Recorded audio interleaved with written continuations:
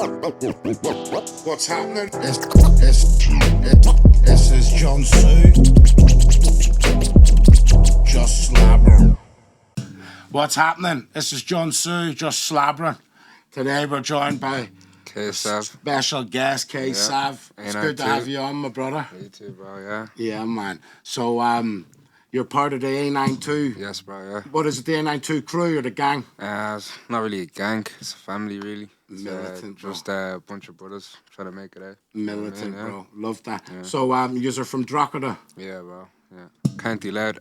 Yeah, militant. Yeah. So, first heard is obviously you've done the Fumes thing. And I loved it. That was what? 2021, I think it was. Yeah.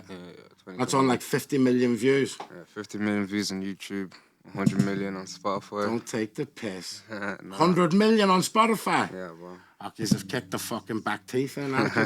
Nah, bro, I'm telling you, I really rated that. I like Fumes as well. I think what he's doing is militant, cool you with me? Yeah. It's good that he's like helping the Irish scene, you know? Yeah. So, yeah, so I'd heard he is from then, bro. I seen Big Debo and all. Fuck's sake, he's about 7'10" or something, isn't he? Absolute mountain, bro. And I thought, like, I loved it. You get me? For these guys are militant, like, you know. So, we done the Meek show together last week. That was good. I didn't even expect I didn't know who else was on. When I got the phone call, it says, come and support Meeks, and there'll be one more act, you know, before you or whatever after you. So I turns up, and there you all were sat there. I recognised you with a mask, and then I seen Big Debo, you know. But it was good. It was good to link up with you eventually. Yeah, 100, bro. It definitely was, bro. Like I said, I wanted to have a convo with you about moving, like living in Ireland, being black and Irish, you know. Because if anything, I don't know if you know about me, bro. It was like I moved away from Belfast when I was a kid. I moved first I moved to Wales for 2 years, and then I moved to Manchester. And I went to school in Moss Side, which was like 80-90% black. You with me? Yeah. And I was the only Irish kid there as well. Most of my mates were all like black guys, and they were all rapping and into their rap music, you know. So I like grew up with them, and like I had a real like connection with them. Like I said at the time, the IRA had just blew up the Arndale Centre, so there was a lot of bigotry and racism against like Irish people, you know. And the only like community that I felt solace with was the black community. And my mate's mum was a Jamaican woman, and she heard my dad on the God channel, and she said Irish and Jamaicans are like this, they have to stick together, you know. And that's what she said, like. And from then, and she said she taught me about how the Irish were the original slaves in Jamaica. Did you know that? And it's the same way, like Jamaican patois is similar to Irish. It's because the Irish slaves taught the Jamaican slaves the African slaves how to speak English. So, for example, the Jamaican word for spring onions is scallions. And it's the same as the Irish, you know, the scallions and that. So there's a lot of similarities and connections. So I grew up then with them, and that's how I got into rap music, you know what I mean, bro? And I felt like a solace with the black community. Put it this way, back in the late 90s in Manchester, if I seen a gang of white lads walking around the corner, I'd think, fuck, you with me? It might go down here. If I seen a gang of black lads, I'd feel a wee bit safe and think, as soon as they hear my accent, no, we're going to be signed, you with me? And that's how it always went for me, bro. So that's what I wanted to know. I wanted to ask you, like, you're from Drogheda, first generation. Yeah, to be honest, it is pretty tough being black in a predominantly dominant white country. Like, being like the first generation of black people. So I remember I was talking to one of my neighbors, and he was telling me when he was growing up in Drogheda, he never seen a black person. Do you know what I mean? And then a few years later, he's walking down the road, and he's seeing like black people walking around town center, and he's just a bit confused. Yeah. So it's like we only knew to them about 25 years ago. Do you know what I mean? So still fresh. Do you know what I mean? And like a lot of them. You deal with racism everywhere you go, do you know what I mean? But it's just how you deal with it personally. You don't let it get you down, and that's just really it. But being black, it's a blessing and a curse at the same time. But sure, look, can't really complain, can you? Do you know what I mean? I get it, bro. I do get it. So, where's your mum and dad from? Born Nigerian, yeah. They were from Nigeria, and then they moved over to Drogheda then? Yeah, first I was living in Mosley. It's the place where you come when you don't have any papers. Yeah, Mosley. Mosley not like a tourist, like a wee caravan site or something. I think there's a few caravans up there, but There it's a is. hostel like for Right. like not refugees, but like I don't know, people that just come Yeah, into the who's come country. over and Yeah, whatever. Yeah, like immigrants. yeah, basically, yeah. So I was up there till I was about 2 years old, and then moved to Drogheda. Been there my whole life. Yeah. Sick. Yeah. So you've been a Drogheda your whole life then? Yeah. And then what was it like going to school and all? Did you experience racism then from young, or did everyone accept you? Or? I mean, like the primary school I went to, in my whole the whole school, there was about 8 black people in the whole school, and that means there was like one black person in every year. But in my class, it was me, my twin sister, and then the black girl. So I was the only black boy. So I felt like I needed to fit in. Do you know what I mean? So I dealt with a lot of like under like how would I put it? It's not like racism, but it's like sly comments that could pass as racism. But seeing as I was the only black kid, I couldn't really speak too much because I didn't want to, I feel like Rock the boat. Yeah, I know exactly what you're saying, of course. Or even come across like a victim. Yeah. If they're all there busting joke about it, then for you to try and kick up a fuss or something, they're going to think, oh, are you sensitive or this or that? So you have to try and stay militant to get that. I do get that, bro. So that was like primary school and all. And you said you had a twin sister? Yeah, I have a twin sister, yeah. Militant, bro. I love that. Yeah. Yeah, my cousins are 2 twins as well, a boy and a girl as well, you know. Nah, it's cool being a twin, to be honest, yeah. I like it. But what is it? What was I gonna say? With the whole racism thing, I mean, I wasn't who I was when I was in primary school, you know what I mean? I was a kid who wanted to be liked by everyone, even though I was different. No, because I was different. Yeah. I wanted to be liked by everyone, so I would like hold off what I wanted to say or how I was feeling, just so other people could feel better about themselves or whatnot. So like if they're making jokes about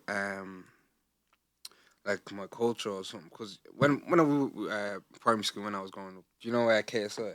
Of course. Yeah, so like he was big in like back then on YouTube and all that. Yeah. And you know how he used to like do the whole black with the accent and all. I think that kind of gave I don't know, like white people the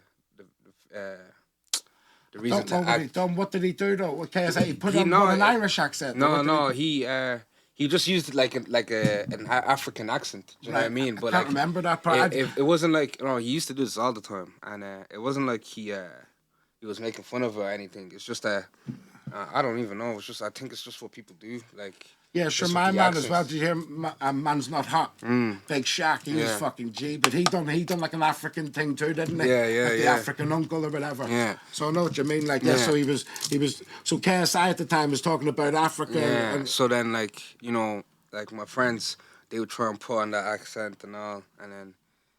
Just stuff like that, and it's not racist, but sometimes when you constantly do something. That's what I wanted to ask you. When you were a kid then as well, because your mum and dad were both Nigerian, did you have a Nigerian accent at first? Yeah, I did, yeah. I still do. It's just I can hear the Irish. This is what I'm saying, like, I love the accent because it's like a new Irish, it's a new Irish accent, you know. I've noticed like even cello and that there's an accent that they all. We have a like. I can't really speak for much black people, but for me, when in my household where I grew up, my ma and my dad they both speak Yoruba, so they all speak what? Yoruba. It's my national language in Nigeria. Yeah. So I can understand that fully. I can speak it a bit. I'm not too good at it, but I understand it fully. Yeah. So they be speaking that to me, and I would play in English. Do you know what I mean? Militant, bro. Yeah. And this is as a kid? Yeah, this is as a kid. So my ma and my ma was better at my dad. What was the first language that you spoke? Was it English? It was English. It was English. But your mum and dad would always speak to you and what is it? Yoruba. Yoruba, yeah. Yoruba, yeah, man. Yoruba, so they would speak in Yoruba and then you would reply in English. Yeah, and they could understand English as well, so it was pretty cool, yeah. And then so it's like I had that accent, like a very thick Nigerian accent, and then when you go outside, you have to change it straight away, and it's a thing where you want to change it because you want to feel like you need people to understand you. Do you know what I mean? I don't know. Bro, I can Kinda relate just- 100%. So, like I said, I moved to Manchester, and in my family home, pure Belfast accent, talking like this, not just we kids. Then when we go out into the street in Manchester, and all our mates, then they're all like militant Manchester kids and all. And, like, you know, like you said, you wanted to. Started to speak like them, you know what I mean? And you're trying just to fit in, and it's interesting because it's even a natural thing. You don't do that. It's not, yeah. That's the thing. Like, you see, when people say that, oh, I sound like I'm from England, I look at it and it's just like it's not even like this is something I'm trying to put on. Yeah. Do you know what I mean? I enjoy UK music. Do you know what I mean? And then on top of that, if then I'm gonna start rapping like what I'm listening to, of course I'm gonna pick up on an accent. But I personally feel that when you speak to me, even if when I'm rapping, sometimes you can hear the Irish accent. Of course you can, hear bro. it, do you know In a what I million, mean? bro. So- Straight away, I would know you're not Yeah. English. Not in a million I years. wouldn't even, not that like I have anything against English people. I don't know, like I'm Irish. You know Of course, what I mean? I get it, bro. And then even listening to the drill music and whatever. Obviously, a lot of it is Dublin, like a lot of it is London based, isn't it? Yeah, You with me? yeah. So it's even that mannerisms or the colloquialisms as well. You get me? So I do 100%. get that as well. Yeah. But in terms of like your authentic accent, bro, I get that 100%. See, with me as well, it's funny because I can do like I can rap in like a pure Manchester style accent, and I'm not putting it on. It's because I'm there with my mates, and it's a bit like Manchester. And then obviously I can write songs like "Born in Belfast," "Wee Johnny," where it's just pure. You know what I mean, like with the accent. So I do get that as a lot, and a lot of people do say that. Like, I don't know. I've got a weird thing about it too, because like my brother, even growing up. We grew up listening to American rap, you know what I mean? Old school American rap. So when he ever started to try and rap, automatically he would Sound American, yeah. and he's the realest guy going. He would knock fucking 10 fellas out in a row. You get me? He's animalistic. But if you heard him rap, you'd laugh and go, "Why are you rapping in an American accent?" yeah. You know what I mean? But it's just because it's a natural. Yeah, it's natural, yeah. You You with just me, pick bro? up on things. It's just, I don't know. And obviously, if you're only doing it for a laugh, then that's standard, isn't it? When you're making a craft out of it, then you have to Then it's- become who you are, authentic, Yeah. So you grew up in Drogheda then, bro, and then you started going to... When did you get into rap then? I've always actually loved music. I went to, in church growing up. My mom was in the choir. Yeah. So me, my twin sister, and my little sister were in the choir in the church, and then I used to play piano and the drums, and so I've been involved in music for a while. So I never actually really thought about being a rapper. I mean, I did for a stage when I was younger, but I always thought it wouldn't be for me. Do you know what I mean? I wanted to be on a different path. But I mean, God works in mysterious ways, and here I am. Of course, But, militant. So it started off in church. Yeah, I did, yeah. 100%. I love that, bro. Yeah, I love that's what I was going to talk about as well. So do you believe in God? yeah 100%. Fully. I love that, bro. See, one of my big problems with drill music in general is all this demon worship, like devil worship. Yeah. Like I've got a problem with it, because I believe good over evil, good trumps evil every time. All the time. And I don't think a demon could stand and face an angel. You know what I'm saying, brother? And like nowadays, they seem to glorify evil. They do. I mean, that's just how the world is, though. I mean, everyone glorifies evil in some shape or form. It's just the world is an evil place. Yeah. People just enjoy that. See, my favorite artists, bro, they fight against the evil. You know what I'm saying? Like, have you ever heard? One of my favorite artists at the minute, Chronix. Do you know Chronix? No. He's a reggae singer. He's like the fucking modern day Bob Marley, bro. But he's like a righteous warrior sent from God. You with me, brother? And that's what I love. That's the same what I think Bob Marley was. Tupac, I think he was a righteous warrior. See, this is the reason why Tupac is my all-time favorite rapper.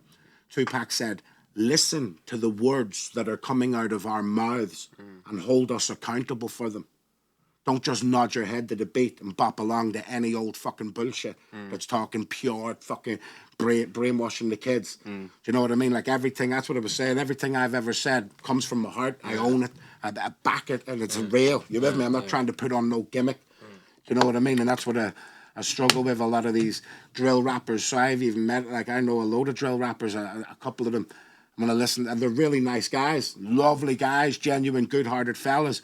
You listen to their music, and they're saying they're a demon, they're a devil. Who the hell is this? Yeah, and I'm thinking, you don't worship the devil, bro. You with me? You're there with your wife and kids and all. What are you talking about? You don't worship no... Like, what? I mean, I feel like music is a form of expressing yourself, and I feel like some people take that too far, and they try and express a false image of themselves.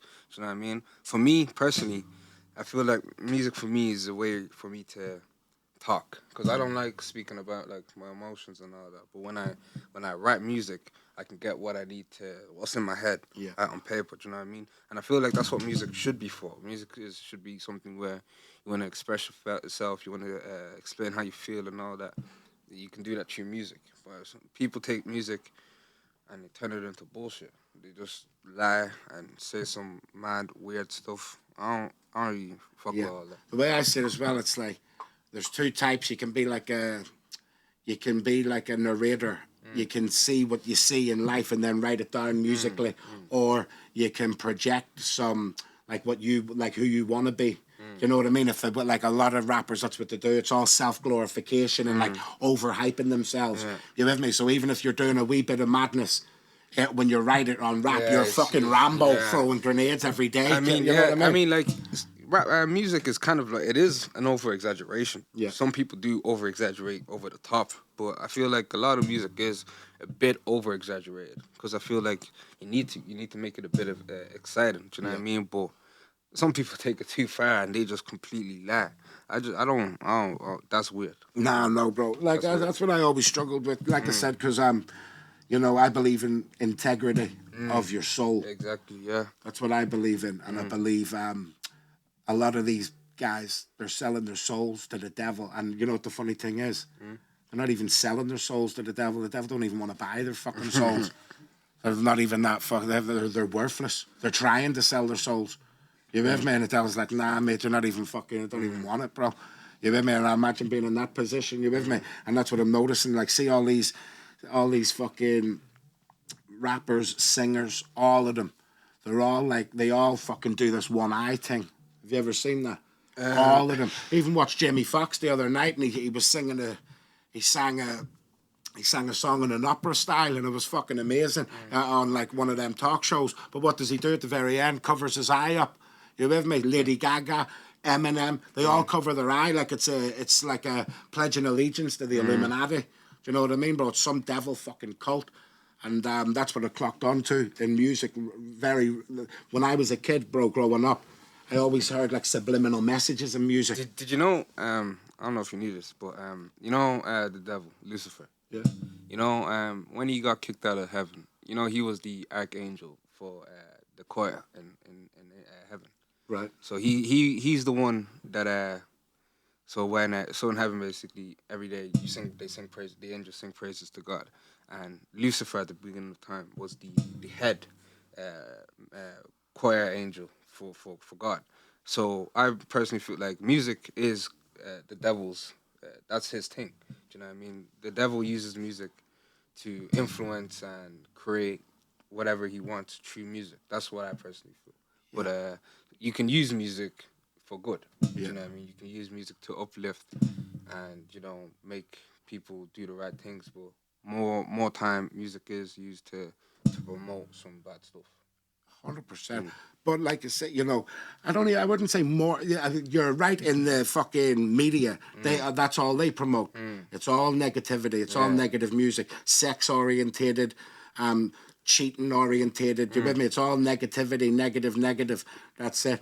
In terms of like Lucifer, bro, I'll tell you the truth. I watched a funny film last night called The Devil Conspiracy. And it's actually quite good. Like, it's funny. Like, it is funny. The Archangel Michael's in it. And the fucking priest gives the Archangel Michael a shotgun and says, this won't kill the beast of Revelation, but it'll slow it down. I was laughing my head off. A fucking shotgun can slow down the beast of Revelation. I don't believe that I don't believe all that about the devil and Lucifer. And like this is what I don't believe. Do you believe that the devil is at war with God? I feel like he's at war for the souls on earth.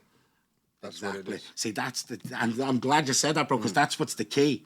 So I believe the devil is at war with us. You with me? But not with God. No. Sure, he's the creator, bro. What do you mean? That's like saying fucking a character in Grand Theft Auto has beef with the fucking makers of the game. Do you understand what I mean, bro? They'll just fucking decode them then. They're the writers of the game, bro.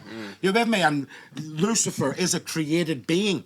So what I like to talk about as well is the Book of Job. You ever read the Book of Job? Yeah.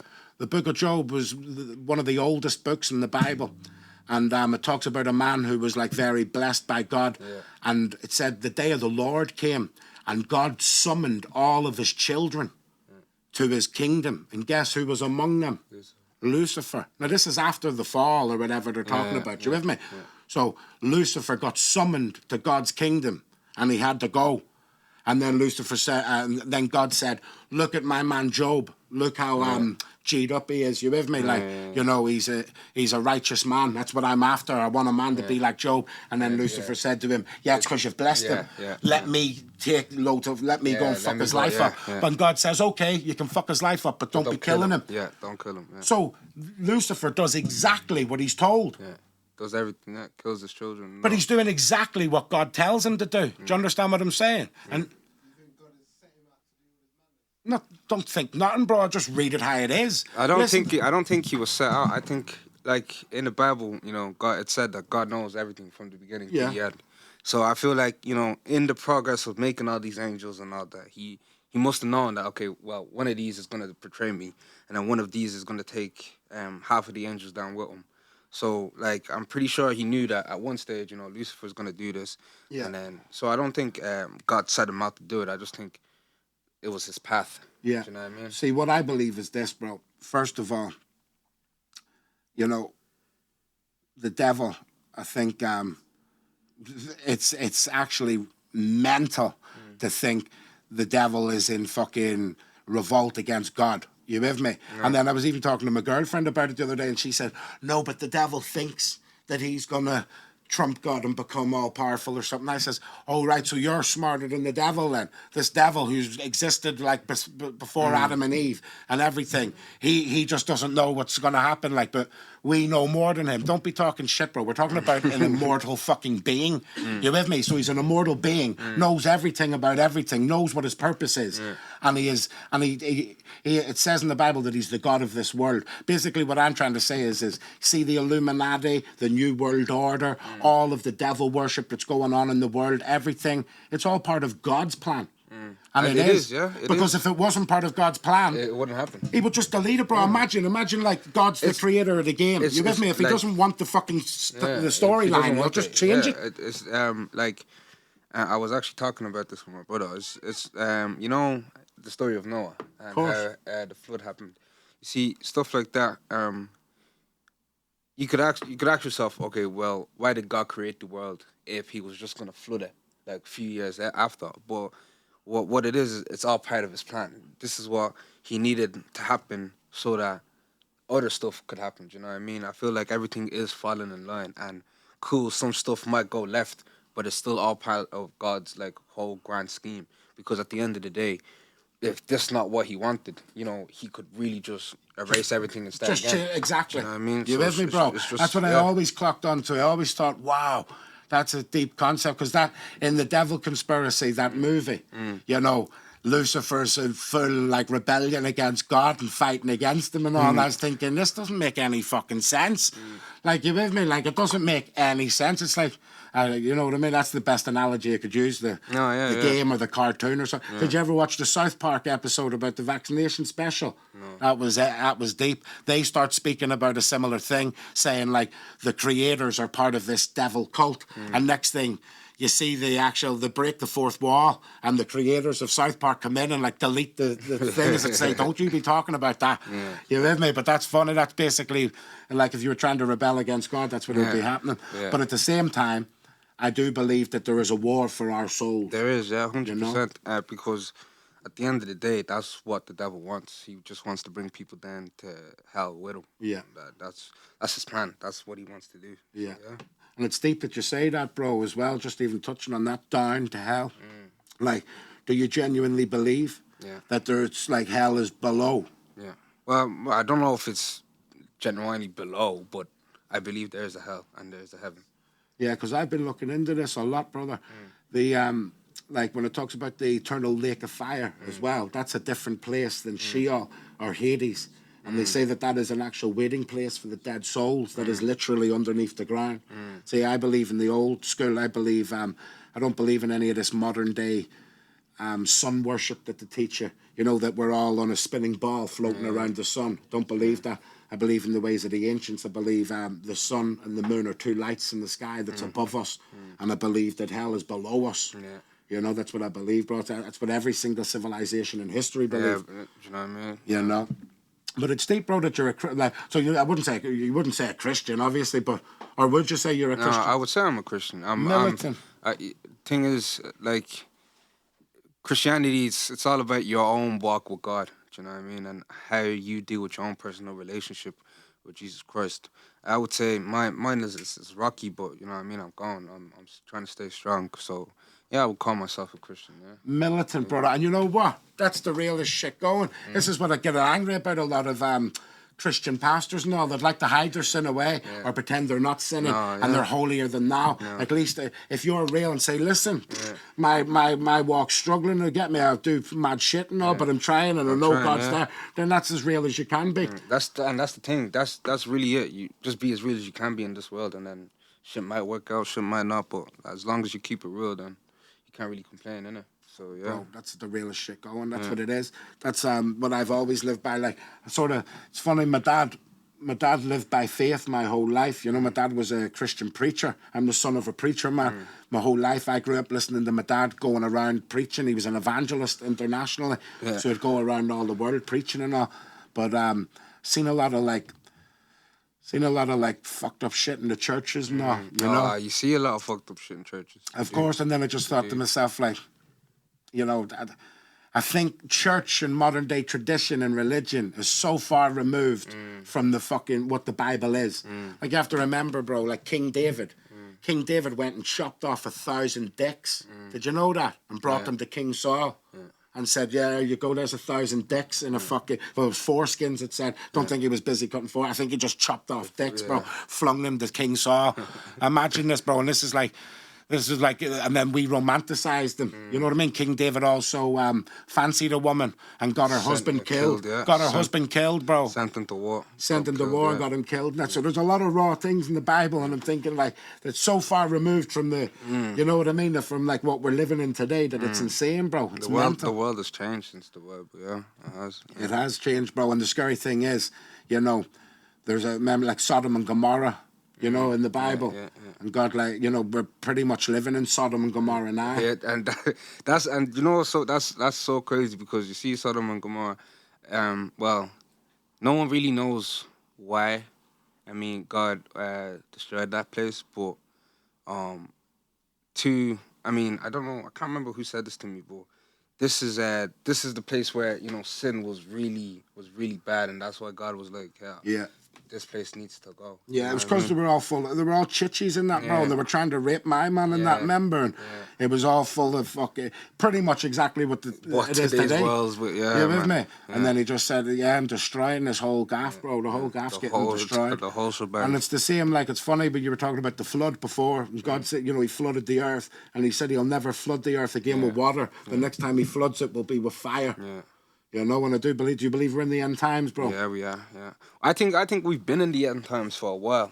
I think we've been in the end times for a while. It's just So what are you saying? You think we're in the end of the end times?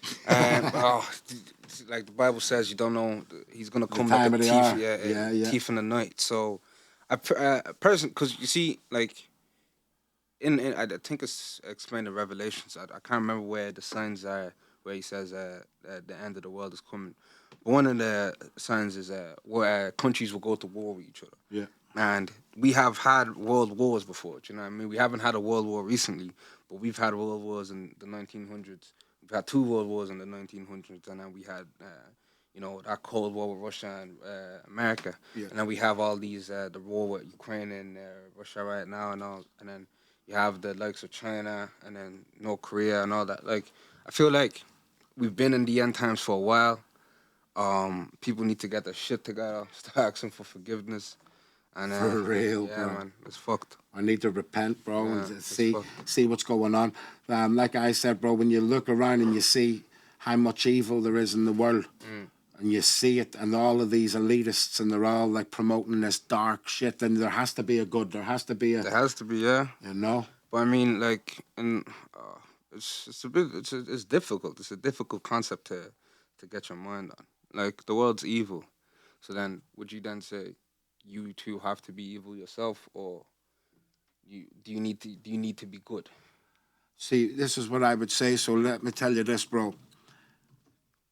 You see, even like my brother, for example, yeah, he's one of the like toughest guys I know.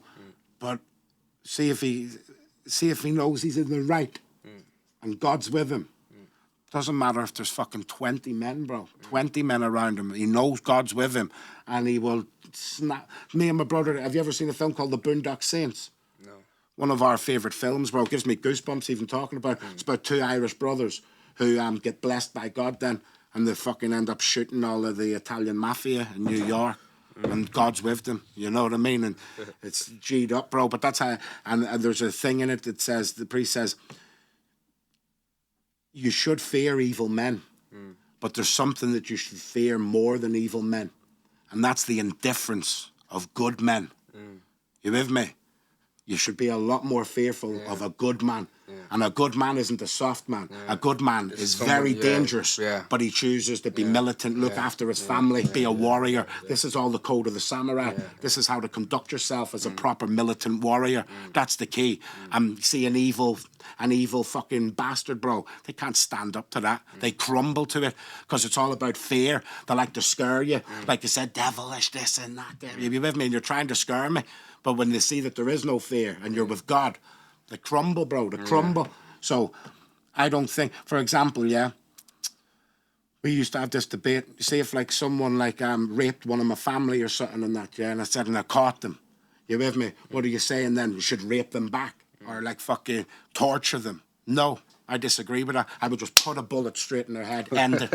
I'd end it. You know why, bro? Because I'm not going to participate in torture because that's going to damage my soul. You understand what I'm saying, bro? And it's the same with hatred. I don't have no hatred for them. I won't consume myself with hatred, but it's a righteous justice. I said, you want to be a rapist and that, you can get yourself shot in the head one time, and that's it. But I'm not going to even start indulging in all the devilish shit too, carving you up and fucking, or I'll rape you or something. No. You with me? Because that's not me, and that's why I'm fighting against that. You know, and that's the key, bro. I always think it's even more so militant to stand up. Like you talked about the flood, bro, yeah? I believe that the earth was fully populated at the time of the flood. It was. How many people did God save? 8 or something. Like Noah's family. That's it. Less than 10. That's it, bro. It's like us now in the room here. And the whole world. Imagine God said, the whole world is fucked apart from us in here now. And you know what's crazy? It's the fact that Noah himself went around and said, yeah, God's going to flood the world. They all laughed at him, said you're a mental case. Yeah, they all said, and you know what's crazy? Because God said he was gonna flood the earth by letting rain drop from the sky. And when he said that to everyone, everyone was like, oh, you're crazy. That's because rain never actually used to fall from the sky. The first time it rained from the sky was when it flooded. Yeah, you know what I mean, rain used to whenever they got water used to come up from the ground. That's how water used to move back then, and back in the Bible times. So when Noah was telling them, oh, it's gonna flood, rain's gonna fall down, they were all like, you're crazy. It doesn't rain. Do you know what I mean? Water doesn't fall from the sky. It comes from the ground. And yeah. So I disagree. I genuinely disagree, but I'll tell you, just with I've heard that some Christians do say that they think that the earth never rained. What they try and said was this: that theology that you're talking about. They said that because in Genesis 1, it talks about the firmament. It says on day 2, God created the firmament, and the firmament was a vault that separated the waters from above the heavens from the waters below the heavens. Right. Now, a lot of Christians nowadays, because they believe in the spinning ball floating through an endless vacuum of space, spinning while it's spinning while it's spinning while the sun's rocketing through the air, the universe. They believe that there was a giant ice canopy around the earth, and that's why it never rained, and then the sun or something melted the fucking ice canopy, and that was the great flood of Noah. I disagree with all of it. I'll tell you why, bro. I believe it always rained because there was fucking clouds. The rain comes from clouds. You with me? Nah, that's a fact. The rain comes from clouds, and that's how it works. Yeah. And you can stand up and see that. But when you study about the flood, this is where it gets deep, brother. It says that God opened the windows of heaven, right? The firmament. He opened the firmament. Now, you have to remember this. I do not believe in space. I don't believe the Bible teaches about space or planets. See, the word planet comes from the word Latin. It comes from the Latin word wandering stars, because all the stars are fixed in their positions apart from the others. But Earth is not a planet. Earth is an enclosed environment system designed by God. And I believe that there's a dome over the earth, and above above the sky is the primordial waters of heaven. So if I was on a ship, when you're on a ship at night, if you ever walked out in the middle of the ocean, you can't tell where the ocean stops and where the sky begins. It's just the exact same color, pitch black. And then in the daytime as well, when you look out at the sky, you could think you're looking out at the ocean. It's because it's the exact same, bro. I believe that the primordial waters of heaven are above the firmament, and I believe that the Bible said it opened the portals of heaven, and that's why the primordial waters rained down for 40 days and 40 nights. Because think about it, how the fuck could a cloud, a rain cloud, rain for 40 days? That's why I said. That's what I think anyway, that it never used to rain. Yeah, that rain never used to fall down from clouds. I think that was probably could be the first time. But, this was different rain, I believe, because like I said, for 40 days and 40 nights, it's constant rain that's going to flood the entire earth. Yeah, that is some sort of different water. That's a different type of level water, and I believe that it came from. There's two types of ways that you can read the Bible. Yeah, it's called exegesis or eisegesis. And eisegesis is reading it from your own perspective, modern day, thinking, oh, we're on the spinning ball. There must have been an ice canopy. It never rained. You with me? All this shit. Whereas an exegesis, reading the Bible exegesically, it means looking at it from how the author's written, look at it from their perspective, their time, their culture. And when you look at them, none of them believed in this bullshit about the balls and the earth and the sun and all that. They believed that the earth was flat and motionless, and that the sky was above us and that hell was below us. That's what they believed. They believed that the sun and the moon were the exact same size. You know what I mean? And it says in the Bible, it says, this is what I laughed at, but I'd love to get like a Christian pastor on here or something that believes, in the concept of like the spinning balls, because this is what it say. Do you believe in the 7-day creation? So a lot of Christians say, I believe in the 7-day creation, but get your head around this. So on day 1, it said God created the heavens and the earth. On day 2, it says he created the firmament, the vault. That separated the primordial waters from the waters below. Then it said on day 3, he made land, separated the waters from the land. Guess what he made on day 4? The sun, the moon, and the stars. He made that on day 4. So what I'd say to like anyone that believes in modern day space and the Bible, I'd say, what do you think the earth was rotating around for the first 4 days of creation? Do you understand what I mean, bro? It says in day 1, God created light. And then it says in day 4, he created the sun. So by the Bible as well, it's saying that light doesn't just come from the sun. Light is something different. You with me? And it says that the sun was created as a great light to rule the day, and the moon to rule the night. And do you want to know something interesting about moonlight? You know, modern day science would have you believe that the moon literally is just reflecting the sun. It's total bullshit. Do you know how you can prove that yourself, bro? This is fascinating. You see, if you set a thermometer in sunlight, it is obviously hotter than if you set it in shade. You see, if you set a thermometer in moonlight, it is cooler than if you put it in the shade. That means it is a completely different light source, right? Because something that is reflecting, it reflects the heat as well. You understand what I'm saying? But this doesn't reflect the heat. It actually shines cold light. It's like a septic light. It's a different light than the sun.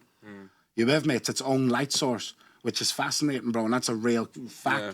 So that's what I believe the Bible teaches, and that, you with me? But the point going back to it all is God only ever has a remnant, doesn't he? You know, and I think that's what this life is about. I believe it's about staying militant. And while everyone else is evil, they're all participating in all their fucking bullshit of the day, mad sexual fucking lusts.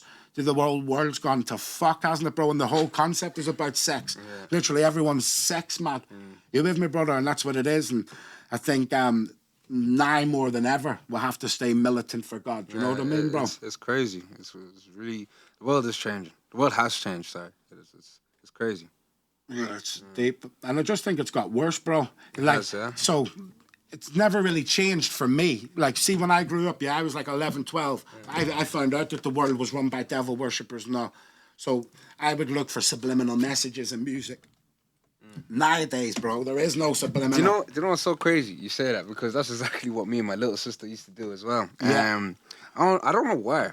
We just used to always be like, every time, I remember when, like, Chris Brown, Rihanna, Beyonce, Justin Bieber, they all used to drop. We always used to, like, you know, we used to play these songs, like, slowly. We go on YouTube, try and put them in reverse, see if there was any type of messages.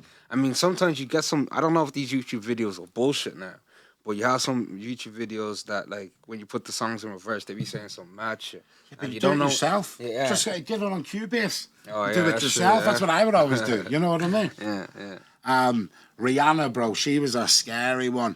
I think she is fucking scary, bro. Tell you a scary video to watch of Rihanna. Have you ever watched that, you know, Love on the Brain? No. You know her song, No Love on the Brain? If you watch the video, bro, it's all about adrenochrome. It's basically all about her killing kids. In the video, the end of the video, she walks into a room and there's 2 dead kids laying in a bed, and she walks over to them and the room is all dead.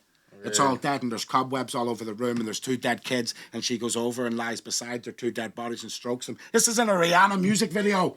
Watch it, bro. And that's only the end of it. The whole music video is showing about adrenochrome. She walks over and there's a little boy there with a crown on, blinding him, and she takes the crown off his head. Oh, bro, it's scary. Watch it. Rihanna, Love on the Brain music video. Watched that, yeah. Fucking scary, my brother. So back to the drill and that then. So you're making when did you start music? Yeah, when did you start music? I started, like, writing 2017. That's when I started writing, but I never showed anyone because I don't want to. Right. It was a thing where I don't want people to be like, oh, he's trying to be like English boys or something. You know what I mean? Because I don't think black people anyway were rapping. I don't think black people in Ireland were rapping until about 2018. Yeah. 2019. I don't want to say I was the first black person to write music. Do you know what I mean? I probably wasn't. But I know, and even in my town in Jada, I probably wasn't even the first one to start writing music. Yeah. But I know, like, I was one of the first to, like, start going onto my notes and write music. Because I remember the first time the boys had ever actually tried to even, like, record themselves rapping or something. They were at the beach. It was a hot day. Man, they were at the beach. They brought speakers, and then Officer just started rapping. Officer and BT. And then, so did you go to school with these boys and that? I went to school with a different set of boys. Right. Not with the the A92. Yeah. But we, like, who went to school together? Not all of us. We all, because Jada's actually pretty big. So there's about 8 schools in Jada. Yeah. 2 of them are mixed schools. 2 of them are all boys. No, there's 7. 2 of them are mixed schools. 2 of them are girls' schools, and then 2 of them are boys' schools. So, like, Sappho went to school with a few of the other boys. Then I went to school with a few of the other boys. And then, who is it? Actually, Officer was in my school, yeah.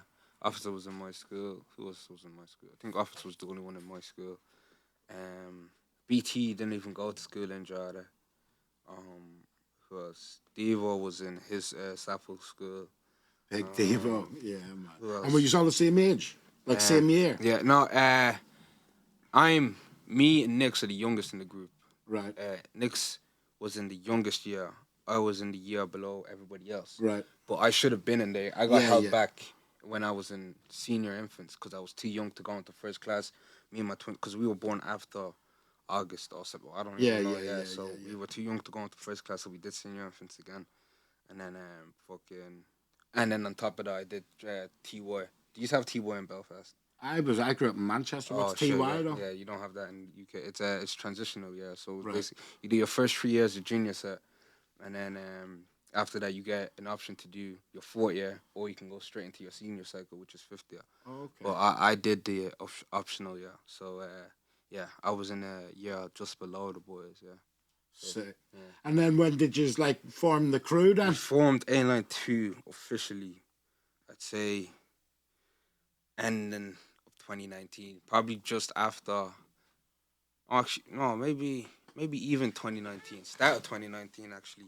Fucking hell. So what, Yeah, you just started the group in 2019? yeah. Like Fucking hell. Officer and BT dropped the song in 2018. And you could say that was kind of like the birth of A92. Yeah. And then what is it? Me, and then one of the other rappers, Ace, and Nix. Actually, no, Nix actually was rapping for a while. Nix has been rapping since like 2015. He's the youngest. So like I remember the boys would make him rap in the park. We'd just be chilling, and then we'd see him, and then we'd tell him to come, and then we'd make him rap and all that. And then yeah, then he was the original rapper of Drada. Do you know what I mean? Sick. And then Officer then dropped the track, and then in 2019, me and Ace wanted to take music seriously, and then we were gonna create our own kind of group, but then we were like, oh, why would we do that? Do you know what I mean? Like, the boys already have. Fucking love that. Do you know what I mean? So Yeah. Hail of Sappho, and then Militant. we were just like, yeah, do you know what? Might as well just everybody come into one group. Fucking love that, bro. It's like Wu-Tang. He's the Irish Wu-Tang. He's a fucking gangster with it, though. And you know what I love about it, bro? The camaraderie about it. And you know what I love? It's funny I say the Irish Wu-Tang as well, because you are all very, like, unique. You get me? And that's the thing. Like, you see, with us all, like 6 of us in the group, like we all have our own different stories. Yeah. Do you know what I mean? And like, even though like we're all very tight knit, but we're all very different people. Like, we're all very, very different people. We all have, like, we're all from Nigeria, except for him. He's Ghanaian, unfortunately. Yeah. That's because he keeps it militant. You get me? And yes, my bro. Anyway.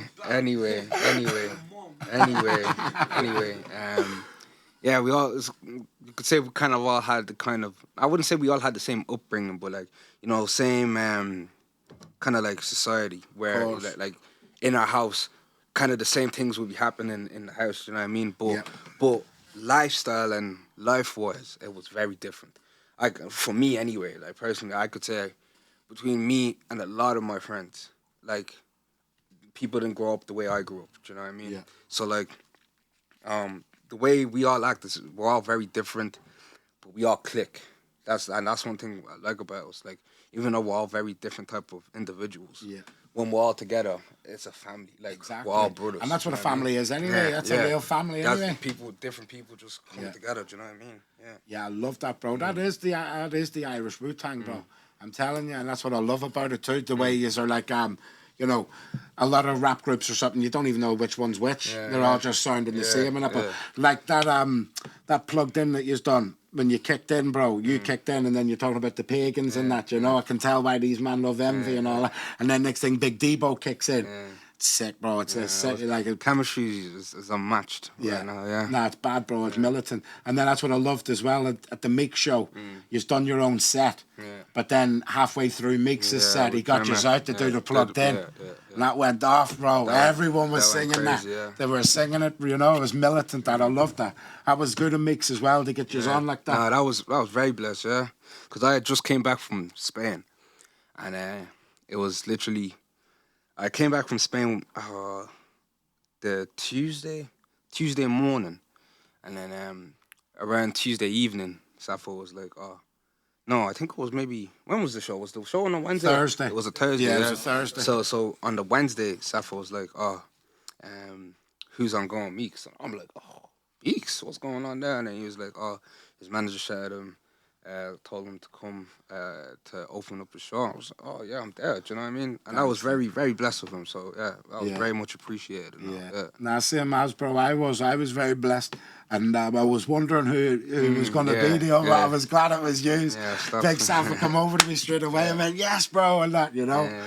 It was good, bro. Fucking hell. I was glad that there was some that give us loads of sweets there and that. I loaded up my bag, bro, with all that fucking sweets and drinks and that. It was a good show. I enjoyed it. And it was packed. It was packed, yeah. He sold it out, yeah. He did indeed, bro. He done well, bro. He did do well. It was good to meet you all as well. Big Debo, I was trying to get him up as well. Yeah, don't mind him. I'm telling you, bro. He's fucking Tyson Fury here. He's huge, bro. But militant. I liked all of the lads, you know, like I said. It was. So what's the plans going for? So hold on, let me get. So you started up in 2019. Yeah. But then fucking. And then Officer had already released a couple of tracks. I think before A92 officially was formed, Officer had only released one track, and that was in 2018. That was the No Hook with BT. Then he dropped another one. Wait, did he drop? Nah, he dropped one that year, and then I think he dropped another one around March in 2019. Yeah. And then I dropped my first song with Ace and Nix in October 2019. That was my very first song. Right. Fuck's sake, because we're getting close to the start of all of the fucking lockdowns and shit. That lockdowns were like 2020, yeah. Yeah. So 2020 was actually crazy. I personally think 2020 was a good year for us, even though with all the lockdowns. Is that when you done the plugged in? No, the plugged in was done in 2021. Was it? Is that only a year old? That yeah. Yeah, I'm pretty sure. I'm pretty sure it was 2021. Yeah, but 2020. That's when we kind of were like, yeah, let's take music very seriously. Yeah. So obviously, the world went into lockdown around March, and at the start it was pretty cool. Do you know what I mean? We were still in school, so it was like, the days off school. Yeah. And I was in my final year, so I was doing my leaving set that year, and I was like, oh, there's no school. Do you know what I mean? I'm grand. And then 2 weeks went by, still no school. So I'm feeling kind of useless with myself. You know what I mean? So I'm like, bro, what the fuck? And then kind of like, all right, you know what? This time, this is the time where I'm like, all right, let's take music seriously. Let's see what we can do with this music. And then it was in May where we went crazy, started going studio. And we got a studio up in Termafeckin. That was the first few studios I went to. And in Terminaby. One of my guys, Kobe, he's a videographer now. He started off as an engineer though, and what is it? It was actually, my boy Ace that put me in contact with Kobe, and then started going to his house to record. Then we went to Termafeckin, and we were always in studio in 2020. That was when we were always. You were locked down in the studio. Love that, bro. So you were perfecting the craft then. Militant. So you all 2020 you were in the studio grafting, and then boom, then you just get the fucking plugged in. Yeah, that was 2021. Yeah. Was it 2020? Yeah. Did you, bro? What, you came to Belfast to get into London? Militant shit, bro. Yeah, that was, I remember, wait, did we travel, was, the first time we traveled as a music group was 2021, yeah?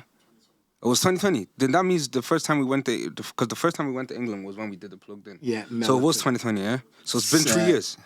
Yeah, so sick, 2020, yeah. Sickness. And then, so you went down to London, you weren't sure how it was going to go, and you turns up, plugged in. So you knew it was going off, standard. And then fucking, how long did it take to hit 1 million?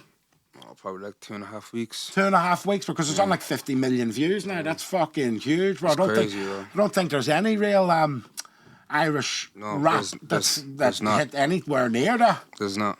I don't think anyone. There's not. And there isn't though, is there? There's not. That's militant. You have to give them props where there's props too, bro. That's where people look at me and when I say stuff, because I'm not a cocky person. I don't like to speak. Course. The only time I like to speak is when I have my mask on. Do you know what I mean? And when I have my mask on, I'll proudly tell you, like, no one in this country can fuck with us. And that's not me trying to say that on any kind of cocky level or anything, but once people done what we've done, then come talk to them. 100%. You know what I mean? Then you can start saying whatever you want to say. Yeah. But until you even touch even a quarter of Yeah. the numbers that would I don't want to hear it. Do you know what I mean? It's just as simple as that. Yeah, man. No, I get that, bro. When it comes to the views, you smashed it, bro. Have you got an album working on or anything? Well, you see, this year, me personally, I'm trying to work on my solo career. So I'm hopefully at the end of the year, I am working on a little mixtape for my own self. Do you know what I mean? So hopefully at the end of the year, we can, my fans can get a little mixtape from Militant. me. Yeah. And you said when you've got the mask on, you can say it proudly. I want to ask you about the mask. What is the business with a mask? I mean, I wear a mask only for my privacy. I'm a very private guy. I like keeping stuff to myself. I wouldn't like to go out and be kind of known. Do you know what I mean? Yeah. But like you see, you said that when you knew who Duba was. Do you know what I mean? Yeah. Stuff like. But I knew who you was too because of with the mask. Yeah, but if I took off my mask, you wouldn't. Yeah, of course I wouldn't. Do you know what I mean? And that's what I kind of like. I like to be in a situation. Yeah, you can walk down the street without your mask and no one will know who I am. But also, I feel like with me, the only time I'd want to take off my mask is when I take off my mask, I can't even walk down the street. And do you know what I mean? Yeah, you want to do a face reveal, once I do a face reveal, like the face, you can't miss this face again. Do you know what I mean? Like every time I walk down, that's Ksav. Do you know what I mean? Yeah, of course. But like fucking Huncho or something. Did he ever do a face reveal? Is he still not done it? No, I don't even think he's gonna do one. No. But that's what he used to sort of threaten too, isn't it? Like he's gonna take it off or something. See, like. Meeks, I liked what Meek said. Meek said he wore the mask and all, and he says because he repped my boy Deezy. He wanted Deezy's face to be known, you know, instead of his and all. And I always loved that. That's why he's got Deezy on his chain and that, you know. Thought that was militant, bro. But then, like, I know a lot of drill rappers as well. They would say like to put on the masks because they're actually criminal. They're doing militant shit. I mean, and they don't want to hop themselves up. And then you know? some other people, they I mean. I won't really want to speak too much, but other people wear masks, and then they be saying the maddest stuff, and they're not on what they be saying. Do you know what I mean? People wear masks to hide their face. Yeah. Me personally, that's complete opposite. I wear masks. I wasn't actually gonna wear a mask originally. I originally wore a mask simply the fact that I didn't want my mom to find out I was rapping. Yeah. Do you know what I mean? But then the first time I dropped my song, she knew it was me just from my voice. So, I mean, your mom knew already. So, anyway. And then I was like, oh, should I take it off for my next one? I was like, oh, no, keep it on. Yeah. And then but stuck. Your mom will know anyway. As soon as she sees you, there's no hiding from your mom. Straight away, she knew. So, yeah. Yeah.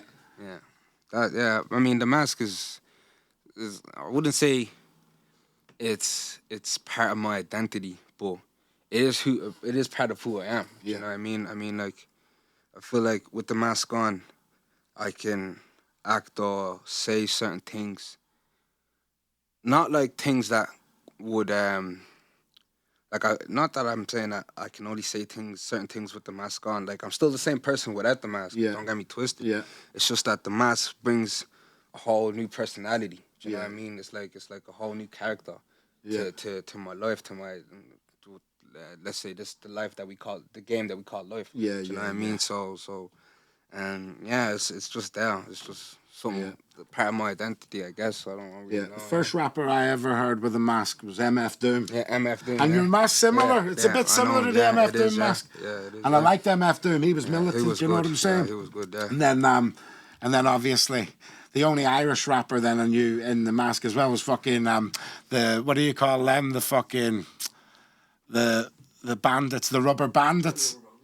I remember them, but they had the fucking plastic bags. No, I don't even know them. Do you know what I mean, bro? Yeah. But they were good as well. I liked them, but they were more like parody rap, weren't they? Do you know what I mean? But with a mask thing, see, even around the fucking the lockdowns and that, and they started forcing people to wear masks. I fucking went in on I was anti-mask, bro. I says, anyone wearing a mask is not... Like, we had the Cali Cave and all. I used to say, no masks allowed in the Cali Cave, you get me, bro? And then I went and got like a fake pass and that, that said I was exempt. Yeah. You know what I mean, bro? Fuck all them. You with me? As if I'm wearing a fucking like a slave mask. You with me, bro? And that's what it is as well. It's like...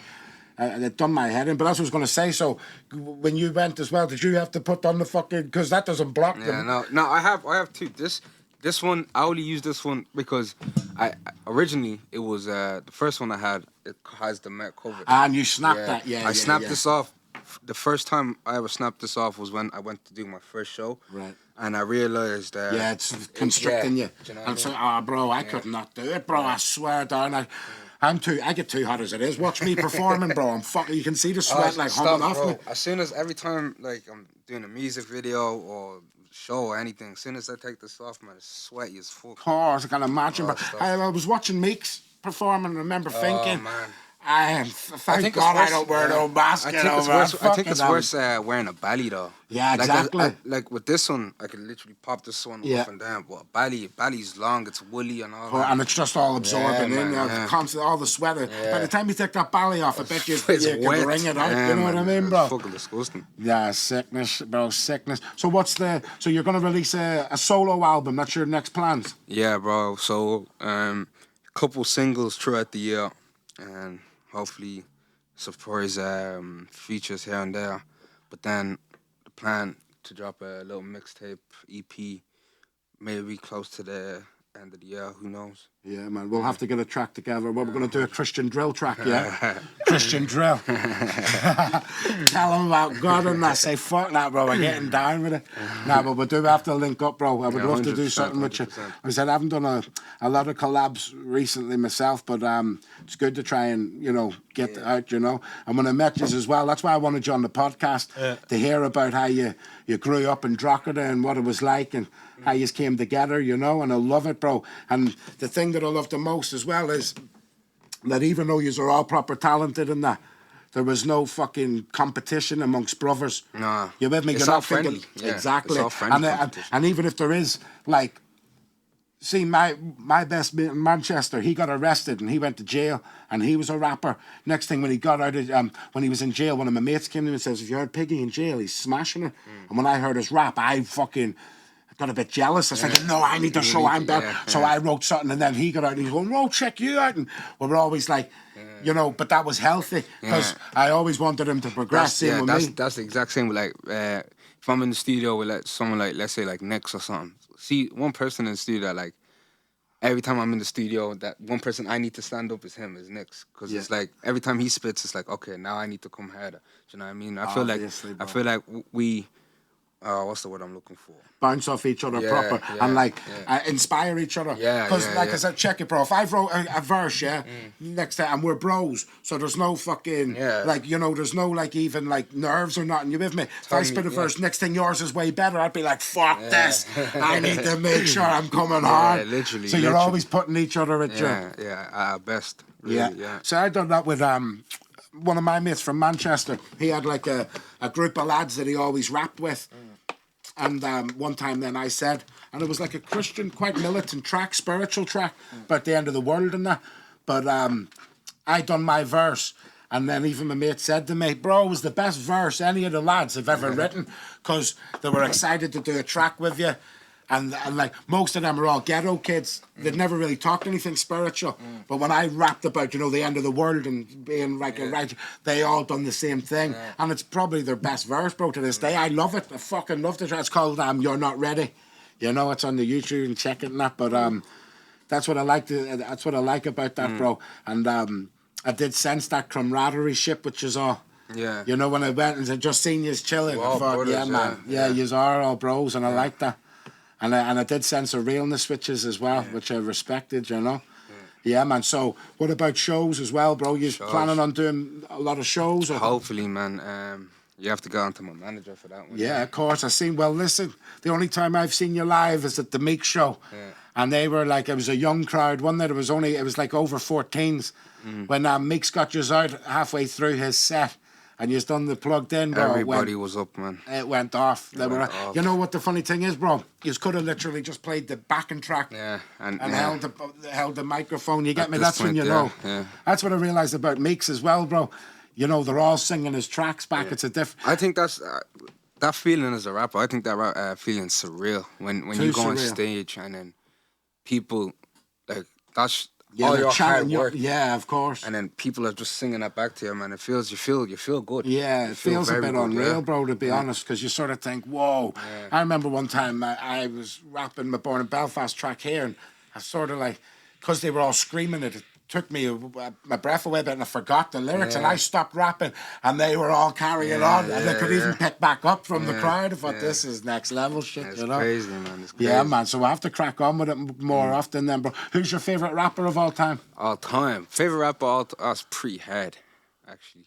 Because music for me, just depends what mood I'm in. Of course. You know what I mean? Like, that's, because for me, music like speaks to me. Do you know? So listen to anything else apart from rap, like any other genres of music? Yeah, I listen to like pop. I don't know what you call this type of music. I mean, do you know the likes of like Billie Eilish? Yeah. Yeah, I listen to her. But she's a devil worshipper. You think so? All good girls go to hell. Oh, well, yeah. What the fuck? Bro, she's got fucking black shit dripping out of her eyes in the video. She's just one of them emo girls, but she makes good music. Bro, you know what's funny, yeah? It's funny, my two cousins, they're like some of my favourite cousins, bro, but it's the twins, Bethany and Alexander. Well, Bethany's wee daughter, Bella, she loves Billie Eilish, and I crack joke with her. I get all scared. I go, "Oh, you're scaring me." I call her Bella Eilish. You know what I mean? Because I hate it. But my little sister loves Billie Eilish. Yeah, as well, but bro, come on, bro. This is exactly what I was talking about. She's promoting the devil. You with me, brother? How can you say all good girls go to hell? I heard her. It's not having it, bro. It's a crazy title. I heard her. Bro, I heard her. I'm not having it. She needs fucking telling you, bro. I'm telling you, yeah. That is the shit, yeah. That's the exact shit that I'm against. And it's funny because I cannot lie, bro. Some of her tracks are decent, you get me? Like, do you know what? Nah, bro. Her tracks are banging, bro. Do you know I'll tell you the truth. Nah, listen to this. Banging. I'll tell you the truth, bro, yeah? Lil Nas X. Oh, yeah? No, but check this. No, let's talk about it. The first track that he released, Old Town Road. Remember that? Can't lie, bro. Me and my little daughter were singing that. Gonna take my horse to the Old Town Road. Yeah. We're gonna ride. Thought it was gangster, bro. I did think it was sick. Me and my wee daughter singing it all the time. It was like country rap and that, militant. Yeah. Then what did he do? Comes out as a homosexual fucking devil worshipper, selling Satan shoes and that. Do you know what I'm saying, bro? I can't get down with that, bro. You with me? I cannot support that. I cannot condone that at all. For me personally, the whole music scene, and when you make music, I mean, say what you want. Do you know what I mean? It's what you're expressing yourself. I won't listen to your music if you're saying. Because me personally, I would listen to what you're saying. Do you know what I mean? Not just like the beat and all that. I know, or how you say it. I listen to what you say. Do you know what I mean? Because you're saying something. Do you know what I mean? So I'll listen to what you say. And if what you say doesn't appeal to me or like my character, I'm not going to listen to you. So what the fuck do you find appealing about Billie Eilish, You see, Billie Eilish talks about pain. Like, she, like... But it's emo kid pain, like fucking... but... Gonna cut my rent, I'm all upset with life, some, you know what I mean? Some of her music is actually, like about... mental issues and all that, and somewhat I can relate to it. Do you know what I mean? That's why I like her. I like her music. Now, I wouldn't say I look into her life the way I would look into let's say my favorite artist, like Lil Baby's life or something. No, I wouldn't do that. And Lil Baby's militant. Yeah, I wouldn't. And I don't follow Billie Eilish the way I would follow Baby. Like, I wouldn't be waiting for her to drop her next song or anything. Yeah. But like, if my sister's listening to her song and I like it, then I'll be like, all right, cool. Yeah. I'll go give this a listen myself and then see what she's saying. But like I wouldn't say I've got like a good few songs of hers in my playlist, and then like the likes of like Ed Sheeran, Dermot Kennedy. I think he's an Irish singer. Dermot Kennedy, of course. Who I've got.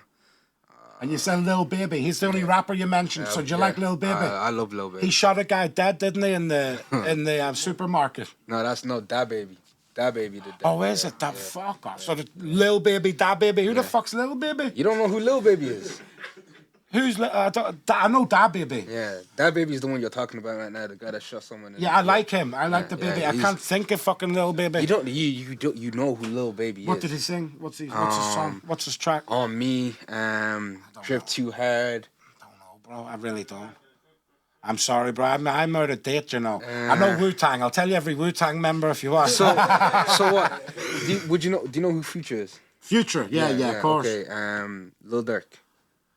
I've heard of Lil Durk, but I've never really listened to him. No, you can't hear Lil Durk and not hear Lil Baby. Is Lil Durk a white guy? No. Bro, I have no idea. No, I was thinking Lil Dicky. Yeah, Lil Dicky. Lil Dicky's sorry. Right Yeah, see. Yeah. So I don't know Lil Durk. I know Lil Dicky. And I think that was a what funny... What about Young Thug?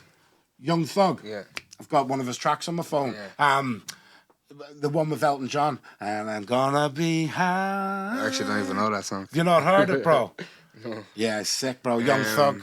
High, and he samples Rocket Man. He goes, I'm a rocket man. You not heard that tune? No. Gangster, bro. But again, it's funny that I like that tune by Young Thug, because I hate that style of rapping, bro. Hate it. Yeah. Like, see Kendrick Lamar and all, bro. Could not listen to that shit to me. Kendrick Lamar is a good rapper. Could not listen to him, bro. He's a fucking... Rapper. It just sounds like fucking jumble to me or something. What about J. Cole? I like J. Cole. Yeah, but J. I don't think... People are saying he's fucking... Billboard even said he was top 5 or something, bro, in the world, like of all time. Personally, I mean... I can't get that. I don't understand that. I could hear why people would understand it, but J. Cole speaks. When J. Cole raps, he speaks. Even Kendrick Lamar. I love that tune. I ain't got no kids yet, but this one here's for practice. Hate to get the seat in the Benz wet, but that's how sweet your ass is. I remember fucking... I don't even know what it's a bad tune. What is it by J. Cole? Get him up. It's a gangster tune. Fuck it. I do like some J. Cole, but it's that new age rap, bro. Like, see Drake and all, bro. I struggle with all of it. You with me? I never listened to none of that. You don't listen to Drake? I couldn't listen to him, bro. Why? I really couldn't. It doesn't, like you said, bro, it doesn't appeal to me. I listen to Big Pun. You with me, bro? That? Big Pun, you don't ever heard of Big Pun? Probably the fucking best rapper of all time, bro. So what, do you listen to, like, you only listen to, like, grime? No. Well, what do you listen to? I struggle with grime as well. Like, really? Big Pun and that. He was a Puerto Rican rapper from New York, bro. Died in 2001. He was a gangster, bro. You with me? Probably military. Listen to, like... I don't listen to a lot of grime. What do you listen to then? Like, I mean, to be honest, bro, I don't really listen to a lot of rap nowadays. And if I do listen to rap, it's like old school rap. Yeah. Wu-Tang, Tupac. You know what I mean? Killer Priest, Shine. You know, Shine Poe, all them old school, like New York rappers and stuff. You know what I mean? That's what I grew up on. In terms of grime, I don't know, like, no one really, bro. I mean, I love Dizzy Rascal. Yeah, okay. You know what I mean? Dizzy Rascal was sick. And Getz, you know, remember Getz? Getz was cool and all, you know what I mean? But I don't know, bro. So who do you listen to now? Bro, a lot of the times as well, I listen to Irish music, me. Really? I love Irish music, old school. Yeah, Celtic Fusion. Oh, why, Larkin from Dublin. Have you heard of them? No. Some mental shit. I played that. Everyone freaked out. It's all old Irish, traditional Irish stuff. I sing as well. I'm like a ballad singer.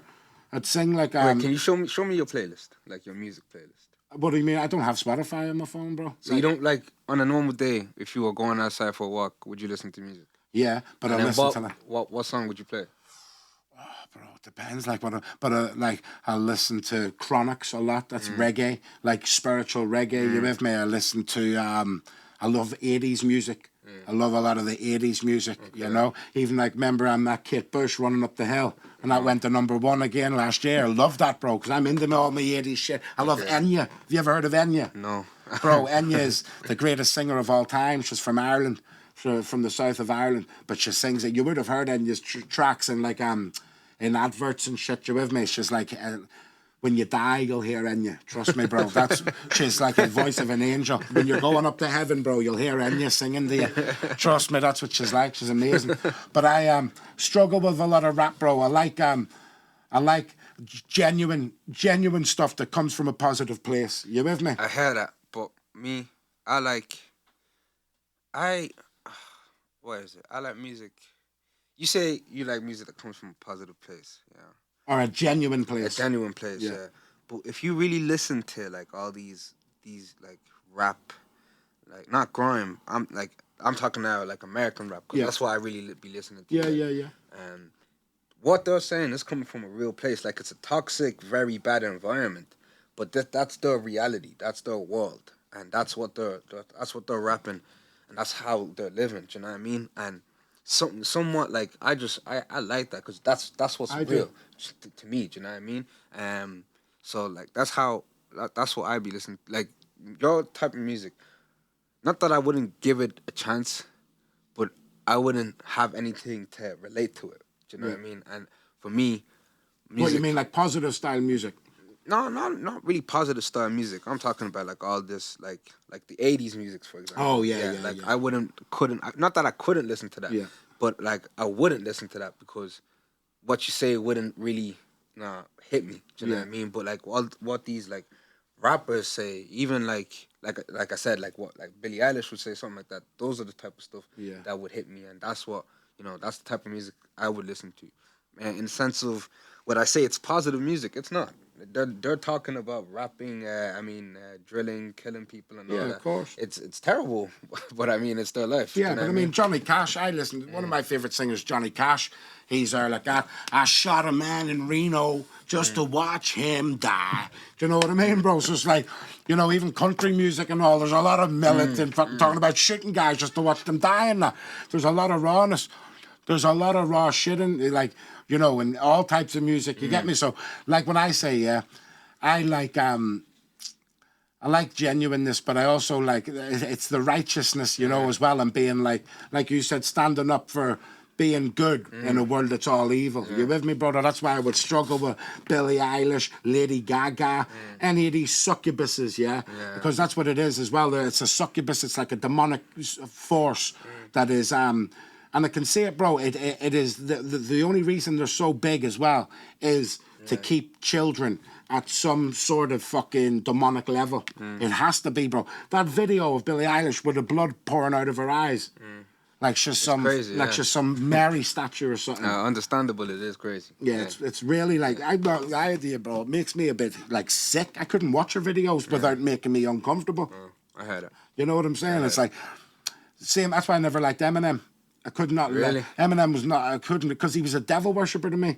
You with me? He had Marilyn Manson on his music video with him. Still probably the greatest white rapper ever. Yeah, bro, listen. I would say, like, when it comes to lyrically, definitely one of the best. You with me? Of course. But again, I'm not into gay homosexual rappers. That's why I don't listen to Drake or Lil Nas X or Eminem. You with me? Because I just don't support that. And that, you with me, brother? That's just what it is, though, innit? You know what I mean? You have to you have to just be real. You're real. You get me, G? Man. But it is what it is. But I just think, yo, the world is too fucked at the minute, bro. You have to just be real, militant with it, That's what I say, bro. Like, fuck. I don't know, fuck people's opinions. Yeah, at the end of of course. the day, bro, like shit. Life goes on, regardless. Yeah. Just keep it real. Just keep it real and keep it stepping. That's it's true. It's true, bro. Well, listen, it's fucking good talking to you, my brother. You too, bro. But like I said at the Meeks show, I said, yo, you need to come up and do a 100, I told podcast, you bro. I'd And here come, you man. are. You've done it I straight told you I'd away. come, man. Big shout to Buzz Lightyear as well, my brother. He gave me a pack there to go down and see you at the Meeks show. Yeah.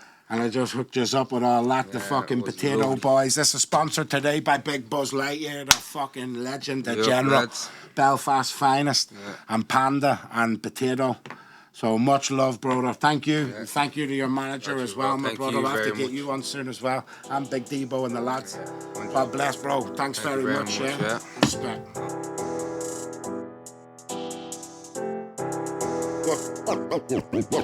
What's happening? This is Jun Tzu. Just Slabberin.